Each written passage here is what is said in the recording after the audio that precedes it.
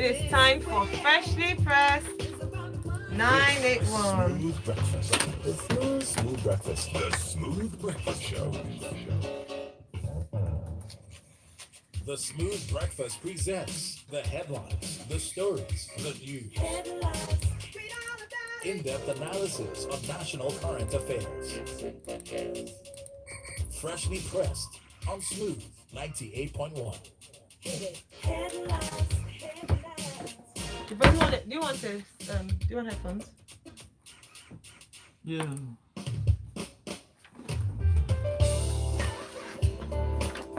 There you go. Smooth 98.1, love music, love life. I am Myro Essay here. It is time for Freshly Pressed 981. This is where we bring you detailed analysis of today's national news headline stories, and we'll be doing that very shortly. We'd love for you to be a part of the conversation, and you can do so by joining, sending your comments through WhatsApp. Our WhatsApp number is 0809 444 0981. That's 0809 444 0981. Or you can tweet at us at Smooth981FM. Use hashtag Freshly Pressed 981. You are also streaming live on YouTube right now, so you can watch us live in the studio on YouTube. youtube.com/Smooth981FM Lagos. Devo is here. Good morning, Devo. How are you today? Good morning, Lagos. Good morning, AY. A cool second wave to be well. Thank you very much. And we're all masked up here in the studio. You can have a look by looking at, by watching us on YouTube. You can also send your message to the chat, with the chat box on YouTube. There's a very vibrant community of our Smooth FM family on there. Let's get straight to our first story, Devo. Federal government didn't increase electricity tariffs, only adjusted bands, according to the Minister of State for Labor and Employment, Festus Keyamo. He said that they adjusted some bands for users to pay what they are supposed to pay. This is coming after the news broke that the NERC had, that's the Nigerian Electricity Regulatory Commission, had increased electricity tariff by between 2 naira and 4 naira. The Minister of State also said the commission did not consult him or other members of the committee working on the new electricity tariffs regime before the announcement yesterday, Tuesday. Please take us through this story. It ties into our second story, but let's first take on the minister's perspective. Well, it's really an update on the issues at hand because, as you know, we are in the second wave, which is characterized by increased infection cases nationwide, which the NCDC has been reporting, and also characteristic of people falling ill as well as an increased rate in deaths. Now, the FG,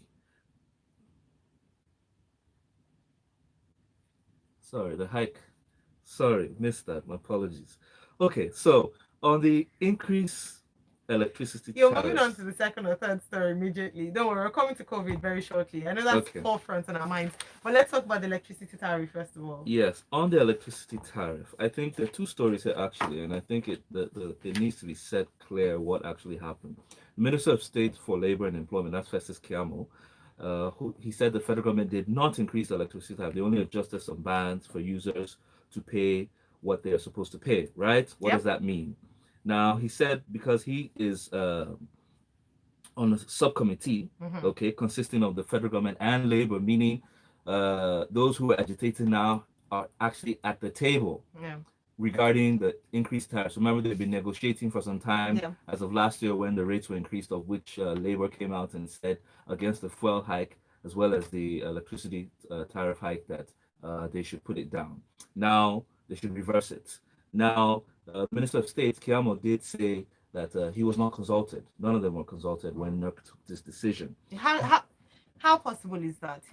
Are they not is he not responsible for that parastatal? Now, how will they make an announcement like that? It's the second story that actually puts pay to an understanding of what happened, and that's basically TUC as well as NLC, that's the labor unions. They threaten a showdown as NERC denies 50% hike and blames inflation. Now, NERC in its December tariff hike. They did make mention of this in December, that there would be a minor review in the multi-year tariff order and minimum remittance order obtained. Okay. Yeah. Now, one thing is this: there is what we have. There is a tariff regime which we refer to as the MYTO, which was agreed almost 10 to 15 years ago, because it was seen that the country was paying uh, electricity tariff rates not commensurate to what it should be, not commensurate to its production price, because it was being subsidized. All right.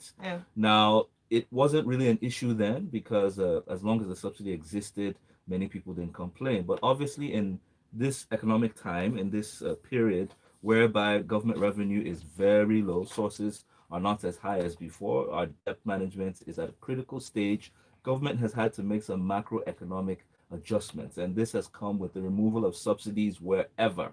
And yes, it affected the subsidy that granted us fuel and as well as electricity. Now, the one on electricity, with the deregulation, okay, with the generation, transmission, and discos, NERC is still a regulatory body that oversees this. And my expectation was they should have done more stakeholder engagement. And why I say this, because the real issue is not with NERC, it's with the discos. However, NERC did say that given the inflation rise, okay, of about 14.9% in November, as well as the exchange rate increase. Remember, the CBN moved it slightly up.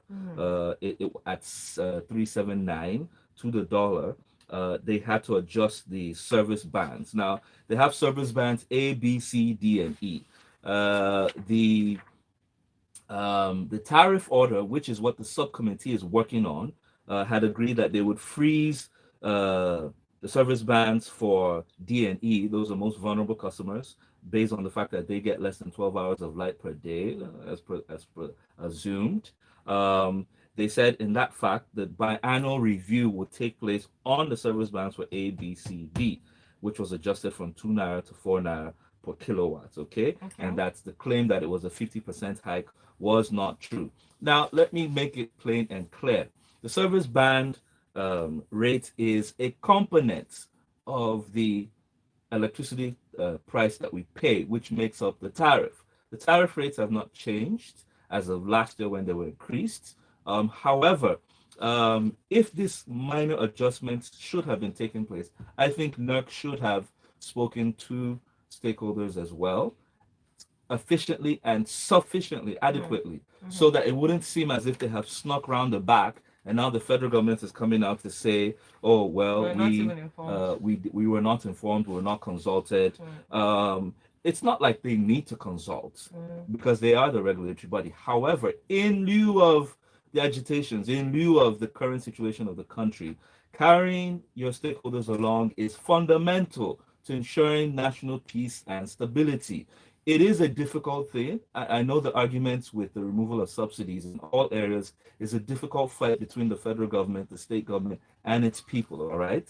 Many Nigerians are asking how will they survive with all these levels of hardship. However, continuous conversations to let them know that these are the actions we're taking. Obviously, the federal government cannot carry these costs anymore. It's being shifted to the consumers. And many people will ask the chicken and the egg solution. Which one comes first? You give us light and we then pay, or we pay first the increased order before we get the light? All right, let's talk about the TUC. Bringing us to the next story from the Punch newspaper, which is that the Trade Union Congress have threatened the showdown. No, that's the one I just took. Yes, but in terms of, you talked on the minister, touched on consultation with stakeholders.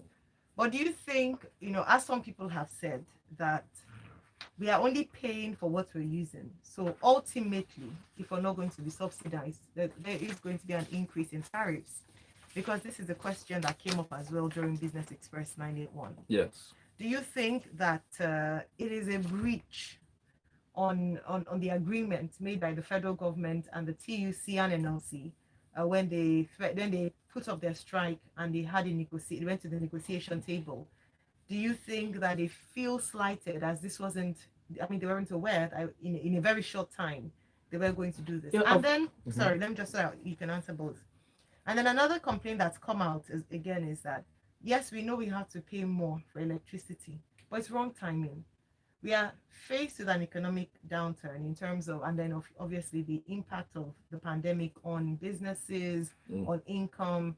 Is this the right time for us to begin to introduce it? It's almost as if the government. So please explain to people listening why it's a good idea for the government to increase tariff at this time. Okay, while I try to explain, one thing we must understand that it is not because of my explanation. This is actually government, and that's why I'm hacking on this fact. Yeah. It's what the government should be doing to ensure that they minimize as much rebellion, agitation, and pushback from the citizens. All right, because yes, it is hard economic times, as we would say, tightening of belt in all areas, and all areas.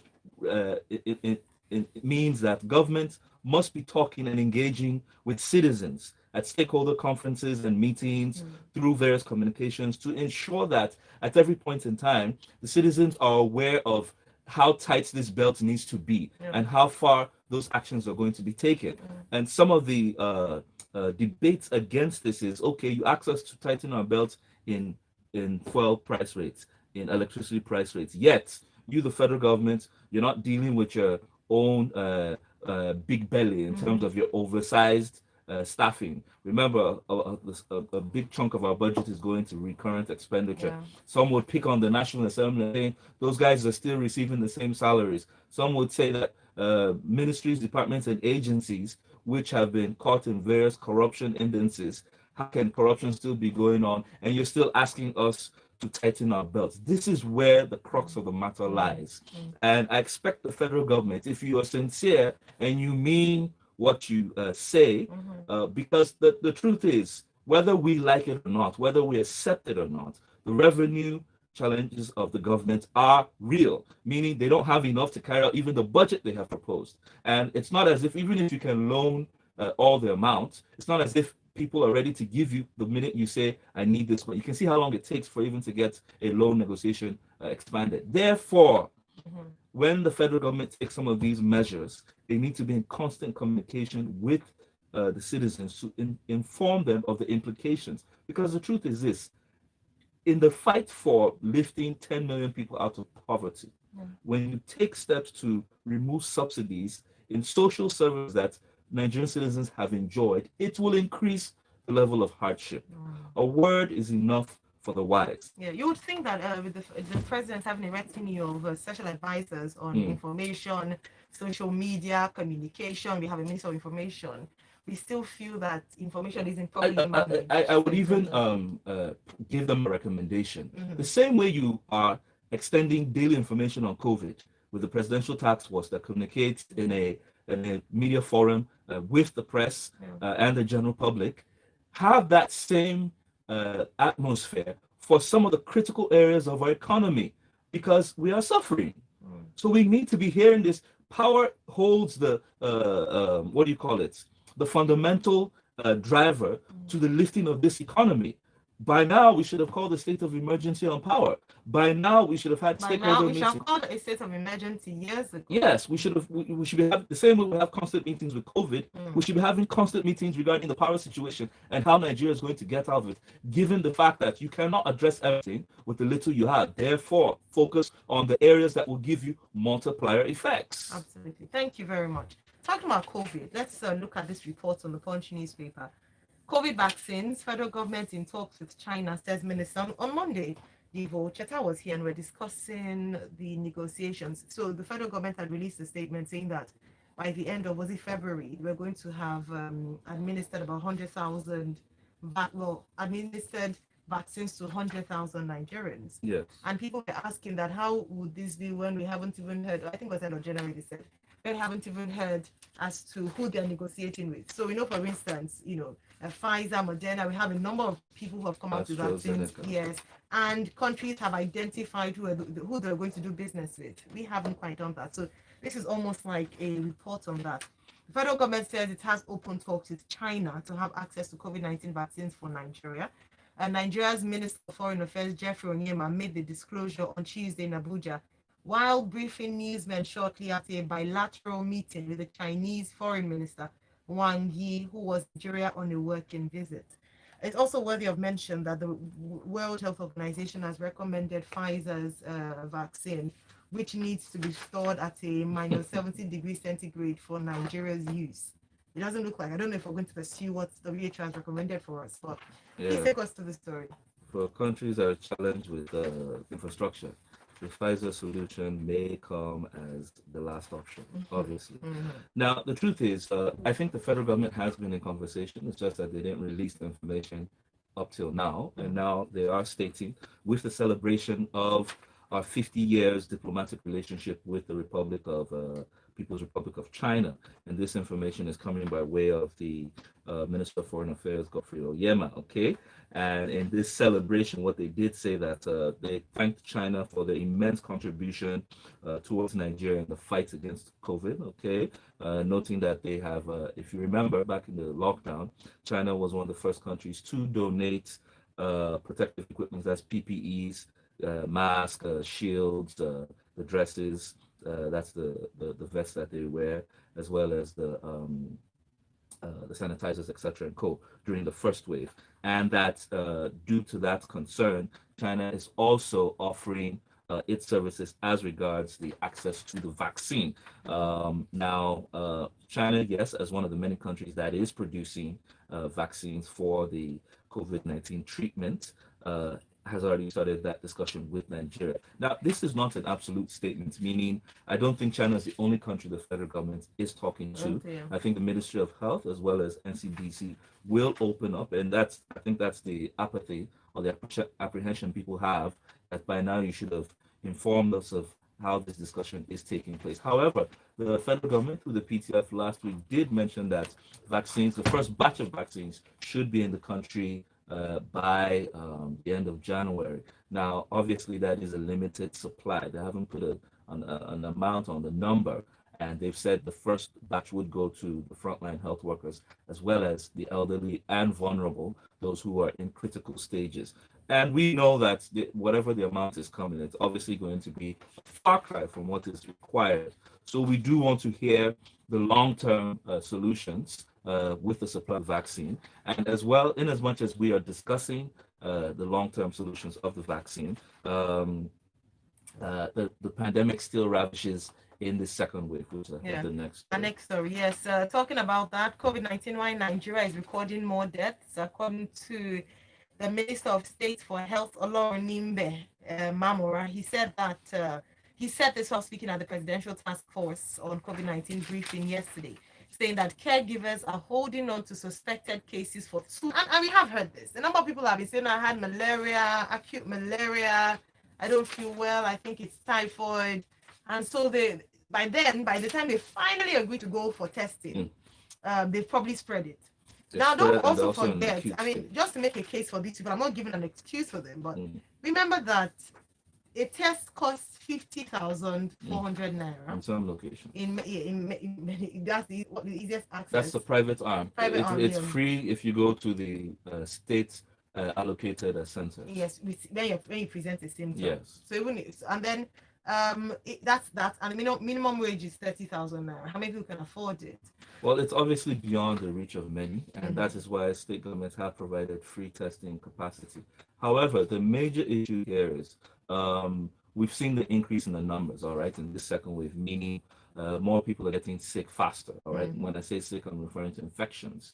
And when we say this, we're referring to the time that they get tested. So what it means is that because of this apathy and this, as the minister is saying, that people present their cases late, all right, the effectiveness of the treatment that had existed before now may not be as effective. Therefore, it means there are more people sick than even that we are counting, all right? And that's not to talk of even the spread, okay? Which is why, even though they have increased or ramped up their testing capacity, their treatment capacity in terms of isolation centers, we're not seeing the desired effect. And obviously, you do know that Nigerians as a whole, like most people around the world, because COVID attacks our social life, have not complied with the non-pharmaceutical intervention, which is the wearing of face masks, as well as in public areas, as well as social distancing. We've gone for our parties, we've gone for our events, we've gone to work, State governments, yes, to some extent, have started reducing the numbers of people within the office. The schools will resume shortly, and it's expected that even when they resume, that they maintain these non-from school interventions, the social distancing, and the washing of hands. We haven't addressed the issue of water, which is the truth, which is a major challenge for many, because the truth is you need to wash your hands frequently. Two, many people, because they haven't given much mind or attention to these precautions, they have forgotten the symptoms. And remember, we used to say back then, when the first wave, meaning if you hear people coughing insistently, if you have a rise in temperature, if you have what do you call it? Some level of high fever, Yeah, you you need to lose go your and get sense of tested. taste and smell. Yes, loss of your taste buds, etc. So and smell. Yes. Now many people have forgotten this. So what normally happens is most people say no, and two, the stigma. Oh, I don't want to be addressed or attached with the COVID issue. Even back then, when someone sneezes, everybody runs. Now people really don't care. Many They believe. care. No, I'm saying many, Okay. because in the sense that people still go for these events, and even where the government is trying to stop it, people believe that maybe somehow it's not true, or that government is simply using this as a money-making scheme, etc. So it is a big challenge to the nation at this point in time, and because the illness, when you get the late detection, all right, Yeah. what it means is that many people are at the stage, a critical stage of needing oxygen supply, which obviously the country does not have sufficient supply on, which is why many people are dying faster than before. It's unfortunate, but this is where we're at.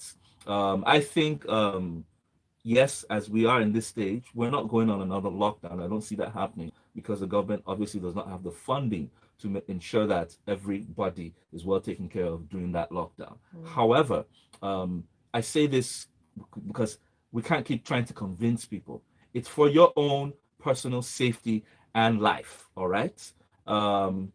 It's so expensive, as you mentioned, to treat this illness. Yes, yes. Not every, even accessibility. Some of us stay far away from where, well, this is just Lagos. Other nations, we already knew prior to COVID that the health sector was next to collapse.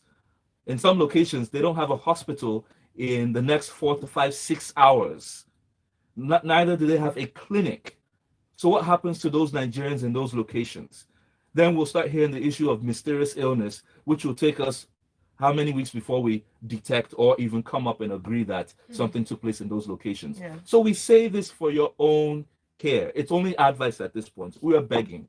We're begging Nigerians to please. It is just preventive cause. Most of us cannot, we don't have the funding to be able to deal with this if it were to happen to us. We've lost many people across board. There's no one it hasn't affected.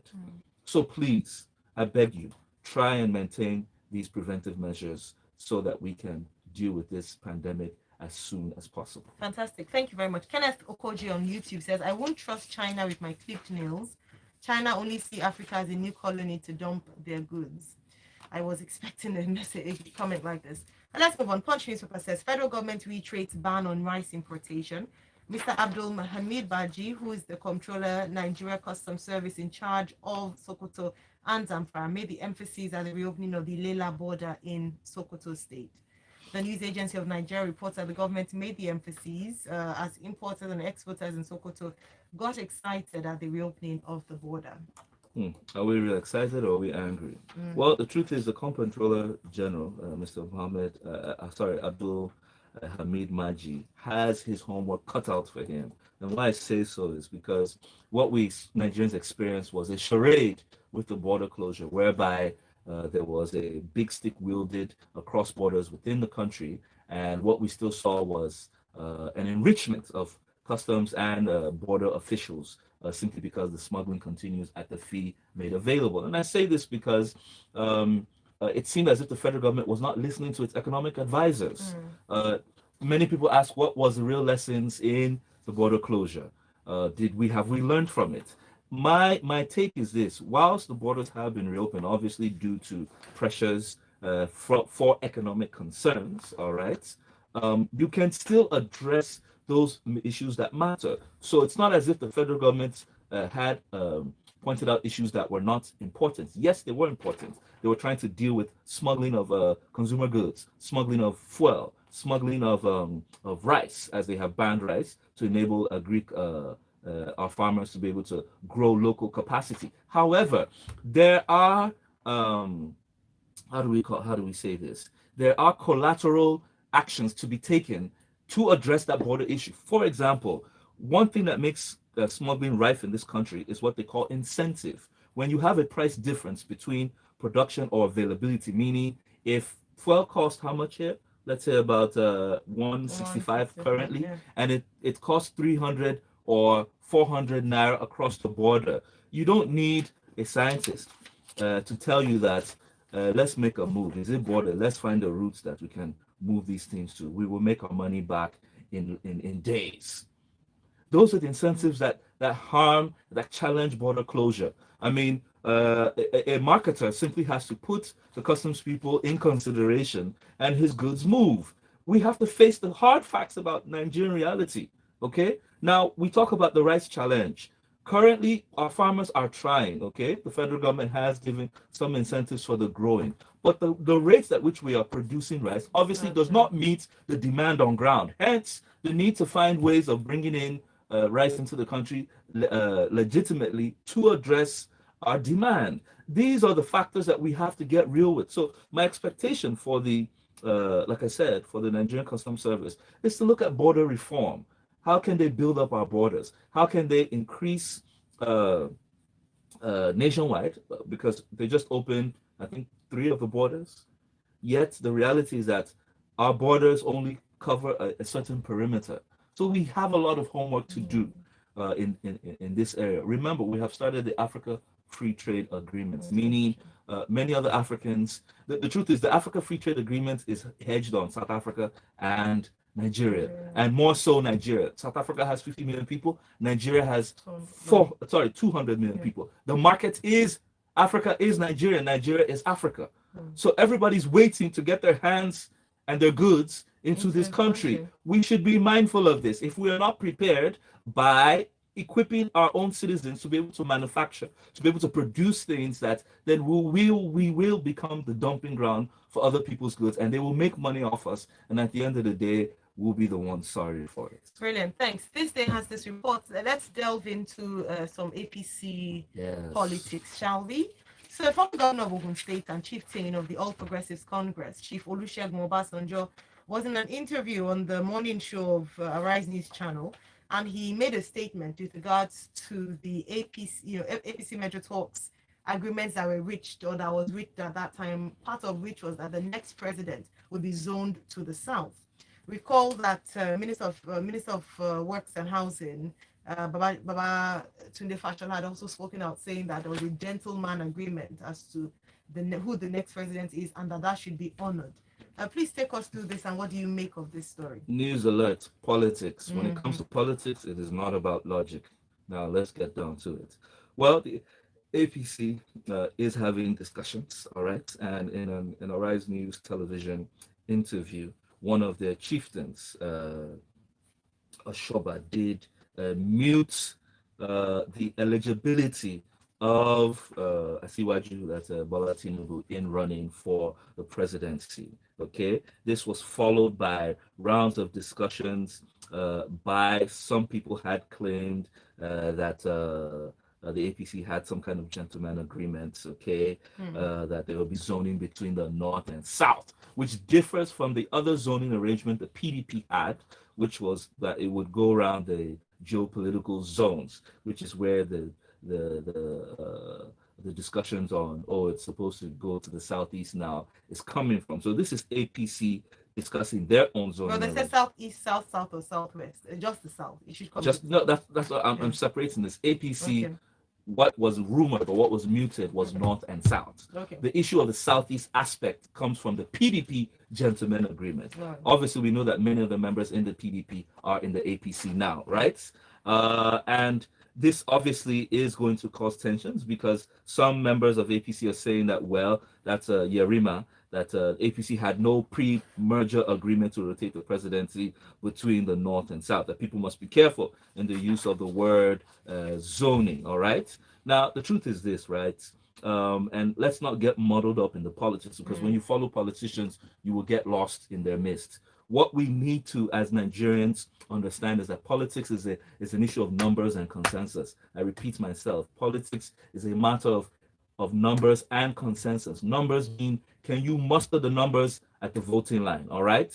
Well, some cheat and rig to get those numbers, yes, we know that. And some actually bring out citizens actually to stand on their behalf to be able to win. Secondly, consensus. Consensus means there's no logic to why you're pushing someone forward, meaning you can consensus on the level of a tribe, okay? It works for some people, it doesn't work for others. You can have a consensus on the level of religion, okay? These are the two heated sides. You can have a consensus on social strata, meaning these are my buddies, we all make this amount of money. You can even have a consensus on the issue of gender, meaning all the women are backing up this certain individual because they believe they will represent their interest forward. Nigerians, think. What do I say? Think and think. Politics is about consensus and numbers. If you cannot produce that consensus and numbers, you are not winning anything. So go to work, get to the grassroots, do your conversations. The election is now and not in 2023. Build your numbers now, get to the grassroots, ensure you get people who will be there at your side, who represent your best interests, and you will not be sorry for it. Thank you very much, Divo. Thanks. You can find Divo at Divo Kore on Twitter. Find us at Smooth981 FM. On Twitter, use the hashtag FreshlyPress901. And I'll leave you with this message from Shegun saying, if you love yourself, you will abide by COVID-19 protocols. You may criticize government all you like for their actions or non-enforcement, but your first love is to yourself. A word is enough for the wise. And just before we go, ladies and gentlemen, it is our very own Sonia Dennis's 7th anniversary here at Smooth 98.1. She's almost as old as the company in terms of working here, and such a joyful, delightful, she's a woman, head of marketing, sales and marketing here at Smooth 98.1, and we just want to say congratulations. All right, good people, 8:15, join me and Tega for the Locker Room 981. Stay tuned. The headlines, the stories, the news. Thank you so much, Nicole. In-depth analysis of national current affairs. Who's the analyst at Outer the White Pressed on Was that yesterday? 98.1. This yesterday. No, it must have been yesterday, yeah. No, it must have been not yesterday, maybe a week ago. Is this WhatsApp or text? This was WhatsApp. Well, this was that was in February. Everything. How do you know this? Gossip, breaking trends, information, and more. That's the what?